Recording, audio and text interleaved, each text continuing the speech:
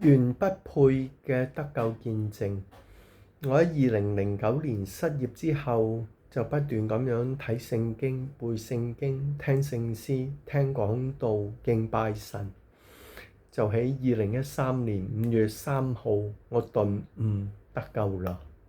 嗰日我同太太喺台灣旅行，太太喺廁所，我突然間忽發奇想，喺啟示錄13章講到魔鬼嘅印記係666，係咩意思呢？喺嗰度講到冇呢個印記嘅人唔可以買賣，唔可以生存，等於冇買賣，即係冇辦法生存。666代表咩意思呢？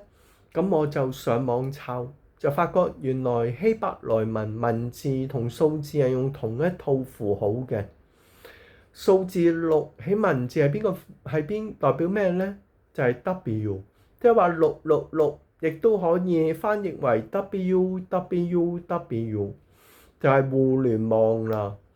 依家嘅世界你冇互聯網，你係冇辦法做好多嘢嘅。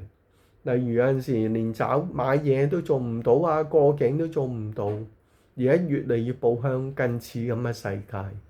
咁我哋就見到神嘅大能啦。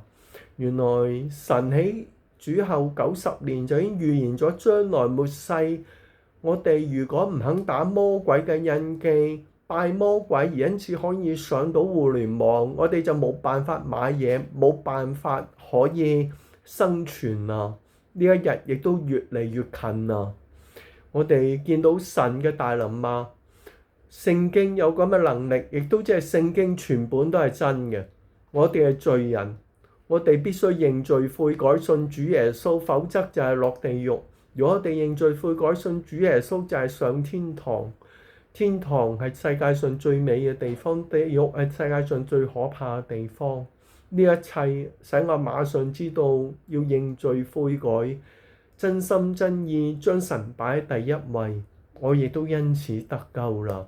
而家呢一個666就係 WWW， 唔係淨係我抄到嘅。呢一個由亞倫血脈出嚟嘅 Jonathan Cahn， 一位基督教嘅拉比，佢亦都有同樣嘅睇法。我哋好近末世啦。